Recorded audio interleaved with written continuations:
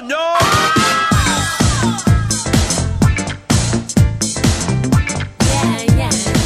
everybody, it's Andy Kushner, host of the Wedding Biz, and this is another episode of The Next Level in which I have a guest co-host, and together we discuss the most recent interview of the week and help to suss out a few key topics and translate them into some specific tactical strategies for you to use to bring your own business to the next level.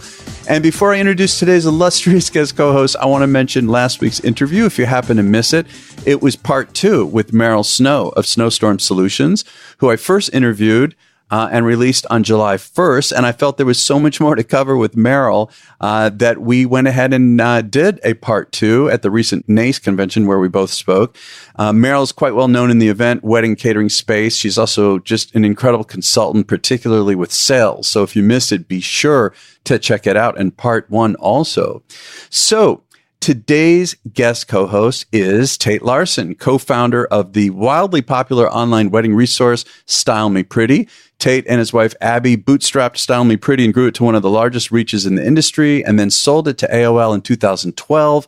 AOL was going to shut it down 5 years later. They announced they were doing it, and there was an incredible outcry from the industry, and Abby and Tait took Style Me Pretty back and once again are shaking things up in the industry. And I interviewed them back on September 10th of 2018. You got to check it out. So Tait, welcome to the show. Andy, it's so great to be back. Thanks for having me. Yeah, was that a good introduction of how things went? That the industry went nuts when AOL said they were shutting it down, and here you are taking it back again and bringing it to new heights. Yeah, we're trying. It's been a fun ride so far. See, I like how you say that, a fun ride. No, I'm sure it's fun and also very intense. Yes, it is. I think we'll get to some of the fun stuff in Tim's interview, but I think you have to look at things the right way. Yeah, definitely. Oh man, it's all perspective. Well, that's who we are talking about. Tim Chi, CEO. By the way, what a great interview. Oh, thanks, man. Yeah, he was great. I really enjoyed it. I can't wait to talk through it. Yeah, he was very forthcoming. Such a nice guy, and it's because of you, Tait, that I even got to meet Tim. So I appreciated the introduction. Yeah, you bet. I knew you guys would hit it off. But for those of you listening who missed it, you got to go back. I mean, Tait and I can only talk about so much. You've got to listen to the whole interview from Monday. Tim was the co-founder of Wedding Wire, and he is now CEO of basically the combined company of Wedding Wire and The Knot, which is now called The Knot Worldwide. It was an incredible big deal, a lot of work, and Tim was great to talk with. So Tait, basically, one of the first topics that I know we wanted to get into that Tim talked about was company culture and how at The Knot Worldwide, he basically said it's defined by the people that you bring on. And so he was saying, my take on it was he was saying how you got to understand what your team values so that you can reflect and support that. And of course, to get there, you got to do a lot of surveying and talking about what the culture should mean with all of them. What did you think? Yeah, I thought it was great advice. It's very different for us. We actually don't think about things this way, but like what a good lesson to think about things the way Tim is describing them. We think a little bit more about, well, what does the brand communicate? Or because we're a lot smaller, how do we communicate in the moment to our employees in such a way that they're going to take that communication and treat people the same way? Mm-hmm. But I thought it was a great lesson. Tim's certainly onto something, and the bigger you grow, the more you want to communicate without having to directly communicate with the people below you. This is like exactly how you should be operating. And it's something that everybody should take on. It's just, when are you ready to do that journey into really getting that correct? Yeah, well, and it's interesting. I used to work long ago for IBM, then Lexmark. Of course, I have my own music company. And I mean, you got to think about the company culture or even the way you're doing it. It's like, how are we going to approach this? And, one of the examples he said that he does to help bring people together and is the common thread of really behind the core values is the notion of giving back to the community. And he talked about actually investing time and finances. And I thought it was fascinating when he said, not only do they sponsor programs, right? Because a lot of companies will do that, but they literally shut down the entire company of 1,500 employees one particular day so that everyone can do service. And how he said it's good for the soul, right? It brings back the humanness to it. It's absolutely good for the soul. How do you differentiate yourself in 2019 when things are so competitive, especially as you become a bigger company, especially as more of your employees have to specialize, they get very specific skills, that if those skills are transferable to other companies, what keeps them around? What keeps them with you? So I think it's that that connectedness, that ultimately is an opportunity for the Not Worldwide to just keep people and keep them happy and keep them committed to the mission and the value and everything that a company can do, that sort of extends above and beyond the individual. Yeah. And I remember too, when I interviewed you and Abby, when we sat down, you all were talking a lot about authenticity, and how that is such a critical element in today's world, which, Tim also talked about, which is related to all of this, is that to build these authentic relationships, and how great companies are made by great people, but great people have to have great relationships and be authentic with each other in order to make it go. Yeah, I love that. One of the things that I really took away from Tim talking through that, he starts the relationship with him into his employees, and he expects that it'll extend from his employees into their customers in the outside world. And it's that sort of level of thinking with those few layers of depth that I hadn't really thought through on my own. So there's definitely a lot to take away from that. Again, sometimes it's Tommy we'll say, well, what does the brand say, right? We want to be great ambassadors of this brand, and the brand will kind of tell the story for us. I think there are some parallels there, but I loved the lens that he was looking at it through. Hey, look, I'm going to have these authentic communications with my employees, and that's going to drive that behavior when they talk to our customers. And ultimately, that's what everybody wants. Yeah, that's a great point. And more on that, it knocked me out when he said that he spends 50 to 75% of his time on matters related to employees. That was really surprising to me. Yeah, so Tim is just, if you've never met Tim, poor Tim, hey Tim, I hope I don't convince everybody to try to grab a beer with you or grab lunch with you or something. But he's just a genuinely good person. If you ever meet him and talk to him and get 5 minutes with him, you're going to feel like you can tell him just about anything. He's just a good guy. And so it wasn't surprising at all for me to hear him say that, or for me to hear him say later on in the interview that, his great love and goal in all of this is helping other people succeed. That's just who he is. Yeah, I agree. I got that vibe from him too. And, it makes me think too, as parents and and Tim also has kids, we have to model it, right? For the kids. Same thing in a company. In a sense, we are looked at as kind of the parents in a way of our companies. Yeah, I love that parallel. I think that holds really true, right? And when Tim's also taking time to go to dinners or walk his kids to the bus stop, what a great lesson for your employees. Hey, I care. I care about you. I care about my family. We already talked about how the Not Worldwide cares about, corporate values and giving back and service. I think having all of those things together, it's a great holistic picture for your company and your employees. Yeah. Also we talked about courage, and I mean, for entrepreneurs and what it takes to be an entrepreneur. And I mean, clearly you and Abby are phenomenal examples of this, as is Tim. And, Tim was saying that everyone has great ideas, but what separates an entrepreneur is having the courage to do something about it. Yeah, I love that quote, but I'm going to shock you. The things I actually love the most about that quote came right before and right after it. So Tim's story of entrepreneurship with the two companies that he has had, one, it sounded like the way he told the story, and I'm sure he's being very humble. He sort of kind of fell into success. He kind of fell into product market fit. And then he was able to, through strategy and tactics and hard work, kind of grow this business and eventually have a great exit and kind of go on from there. The second time around, he tells this story of being woken up in the middle of the night, right? And there's this problem and I have to solve it. Yeah. And what does he do? He goes and talks to a lot of people and he does a lot of research and he finds parallels in other industries and verticals that he can then bring back to the wedding space.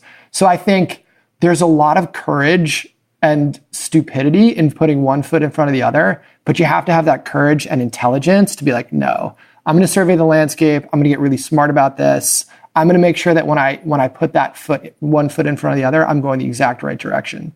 Yeah, I remember you have talked a great deal with me, offline, about the need to test, and not to just, have this idea and just go for it and assume that the market is going to totally agree with you in every aspect of it. But you've got to get out there and research, and make sure that, as he said, you understand the underpinnings of the dynamics. So yeah, have to do lots of research.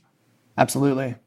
He also said, I thought this was cool too, that the great part, and again, this comes back to what we were talking about in the beginning, that the great part of entrepreneurship is connecting deeply and finding the pain point and then willing to fail, learn along the way. I imagine you and Abby must have had a lot of experience with that. Yeah, I loved hearing Tim talk about failure. It was also interesting to me, I think, because Tim's such a good guy. He took that failure and he was like, hey, these are some of my internal failures, and sort of he kept it very personal.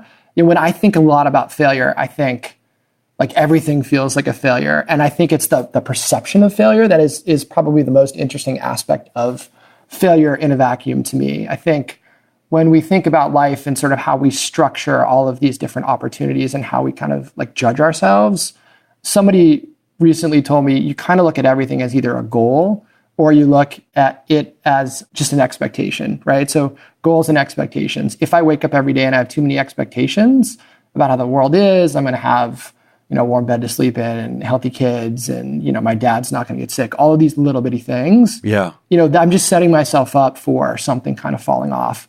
When you're able to take the time and set some of these goals, right? Hey, personal or professional, I'm going to get this done. I'm going to really work to achieve X in my personal or professional life. And when you see more goals and less expectations, I think that's where you can really start to see the progress a lot more. And you understand like, hey, maybe I'm just at a midpoint of this journey towards this bigger goal. And I didn't have any expectation that I was going to just wake up, snap my fingers, and ultimately be there already. So it was great to hear Tim share a little bit about failure. I think for me, it brought it back to this place of like, how do I reset and how do I think through, kind of my own perception around failure. Yeah, I love, it's funny, Tait. I don't even like to use the word failure. I'm sure you don't either. Technically, I don't see anything as a failure, right? There's that book I think we talked about a while ago by Ryan Holiday, The Obstacle is the Way, yes. where he talks about actually not even just dealing with managing obstacles and, identifying them, of course, first, but literally embracing them, and how the most successful people on this planet get a thrill out of it. I'm to me, that's something you have to evolve to. And I feel like I'm getting better and better. I'm assuming when I see what maybe is a failure or something that just went totally wrong. At first, I thought it was wrong. I as fast as possible, I'm trying to get to the point of not beating myself up and saying, well, wait a minute. Let me look at this as an obstacle, which once I learn how to get through it, and I may not know the answer right now, but it's going to take me to another place. So thank you. So thank you for that obstacle. Yeah, I think that's a great way to look at it. I think myself as an entrepreneur, I wake up every day, I have a new idea, and then I wake up the next day and I'm like, wait a second, why isn't that idea like fully formed in the market and already having traction? And that is just not a reality. So we have to have this ability to kind of step back from some of our ideas and our executions and say, wait a second, what timeline is this really on? And, maybe I'm going to fail at it, but if I've structured myself in such a way that I can make some of these quicker bets and get things done a lot faster, and, I've accepted that I'm going to put this much effort into this thing, maybe it's not a failure. Maybe it's just something I'm learning from. Maybe it's just growth. And so it really is that perspective. And I think you talked a lot about it, but it's that perspective you have to really get right. Otherwise, failure can feel pretty crushing. Oh, yeah. Well, who was it? Richard Branson. Did you ever read that book, Losing My Virginity by Richard Branson? I haven't read it, but I've heard it's great. Yeah, it is really great. And he talks a lot about this whole issue and his perception. He seems to be the king of it all. He has been so close to what we define typically as failure so many times. And because he just doesn't see it that way and he just believes he'll figure it out, he always climbs his way out. It's a really great book for any entrepreneur, not feel so alone. Yeah, I think there's a lot of camaraderie that entrepreneurs need. And I think books are a great way to sort of communicate and some of that empathy that, hey, like this is hard. We've all kind of been there. And you start to understand a lot of these experiences from other people. So yeah, I'll definitely check it out. Sounds awesome. Well, I'm wondering, just talking about you and Abby for a moment with Style Me Pretty related to all of this. What you did going through all of this, building the company to the level that you did bring it up to, and then selling it. And now you're bringing it back. And in a sense, you said in your own interview, obviously you're not starting from scratch, but you're looking at it in that way, right? And in a minute, I want to talk about the crazy, insane rate of change in the digital world today. But just from the emotional level, personal, you and Abby, it seems so overwhelming to me to be in your shoes and to say, we're going to take this thing back, but we're going to look at it very differently. Yeah, I think, one of the things that we got back that I thought was, you don't hear about it all that much. Like we got back a brand and then we got back the content associated with the brand. And then it's like, okay, right. You have to discover what that brand means to the world, and you have to grow it in this really thoughtful way and sort of bring it back. And, it's been frankly like a really big challenge, but it's also been super, super fun to go back and say, okay, well, the world has changed. How should we react to that change? How should Style Me Pretty sort of like rebirth itself, for lack of a better word? Yeah. So that it can, grow and thrive and continue on. And so we do a lot of little experiments. I would say we're kind of getting out of that phase. And for us, it's like, let's focus in on a few ideas that we're starting to really kind of like want to get super right. Now that we've talked to a lot of people in the industry, and we think we understand a lot more of what people want. Geez, what an exciting phase you must be in. Yeah, it's stressful and it's fun all at the same time. Right, I'll bet. Well, getting into this whole topic, which Tim and I also talked about, the digital world and the crazy rate of change, just the pace, the frantic, what feels like a frantic pace. And he was saying, it was interesting. I was asking how he views this overall. And he said that generically speaking, part of what they see their role is being a sort of a translator to figure out, well, what is relevant? And, how can we make a meaningful impact to the wedding vendors that they work with, given this incredible rate of change? And that's why he said they place such an importance on education and learning and knowledge sharing, right? He talked a lot about that. Yeah, I think that's a really smart North Star, especially when you're a platform, right? Listen, we're going to help you. You're a small business owner. There's a million different things you can do, and the world is rapidly evolving. Let us get to a place where, we can filter out some of that and curate some of that information for you, so you're kind of moving in the right direction. So that is absolutely the right way to look at it. I do think there's a ton of change. I think, there's sort of this dual story that I think is happening here, right? So the wedding wires or the not worldwides of the world have to deal with that change, but then so do all of the vendors that they work with. And the brides are going through that change as well. They just don't know it because they're, getting married for the first time for the most part, and they're younger and they've kind of grown up. In a lot of ways, they set the change. And we're all kind of reacting in one form or the other to sort of how they see the world and how they work. So I think, they're thinking about it exactly the right way. And that pace of change probably won't slow down. And the only risk that you have, right, is that at some point, there may be some other major inflection point, right? So what happens when the cell phone is no longer the dominant media for like exploring a lot of this stuff? And I think it is now, right? I think it has certainly passed the desktop computer and the laptop and all that stuff. You can do a lot of wedding planning and a lot of communication with your vendors right from your phone, right? At some point, if that ever changes, now we're going to see like a 10x factor force kind of change the industry. That'll be really interesting for us all to confront. I have no predictions about like what that will be or kind of who's left standing, but those are the kind of things that we'll sit around and talk about every once in a while, but it's really hard to predict and there's not much you can do about. Before we wrap up, it's funny. I was going to save this because I definitely want to interview you, and I want to sit down with you and Abby again. Now that it's been over a year, we got to do that. And one of the things I was going to ask you, I want to get into it now, is where do you think it's going? When we consider AI and virtual reality. I mean, I think that, and from what I understand, you probably know way more than I do. I understand only layman terms about 5G, and that when that hits, that's when we're not going to know the difference with VR between reality and virtual reality. We're just not going to know. It's going to be that intense. Yeah, I mean, I think a lot more on the AI side of things than I do on the virtual reality side. We've played a lot with augmented reality and virtual reality and seeing what you can do with, creating different goods or trying to look at different tablescapes. It was a little bit painful for us in the short term, and so we kind of backed off a bit. But it's certainly there, and I've seen a few other places do it. If you want to see some like quick off-the-shelf augmented reality, look at what Shopify's doing. That's a pretty quick win. Shopify, did you say? Yeah, or look at some of the Spark AR stuff that Facebook and Instagram are doing. I haven't seen as many resources that are great at that yet, but a lot of that stuff is coming, and that's where you'll see it first, right? It won't be this crazy huge trend. It'll be augmented reality through your phone, and you'll get to experience a lot of products in different settings, and maybe even things like how you might style your tablescape. The AI stuff, I was not a huge believer in like a lot of the scarier AI stuff. And then I heard somebody pontificate about kind of what happened with Facebook and some of the some of the, the political rhetoric, if you will, that can get very amplified on Facebook really, really quickly. And somebody made the really intelligent point that we let the artificial intelligence go and we said, hey, make as much money as you can by figuring out how to make these posts reach the most amount of people. And the artificial intelligence came back and it said, I know how to pick the most engaging posts. We'll find the posts that drive the most outrage. Jeez. And it just spread it across all these different social platforms. Wow. And that was like a moment where I was like, I do sort of believe that.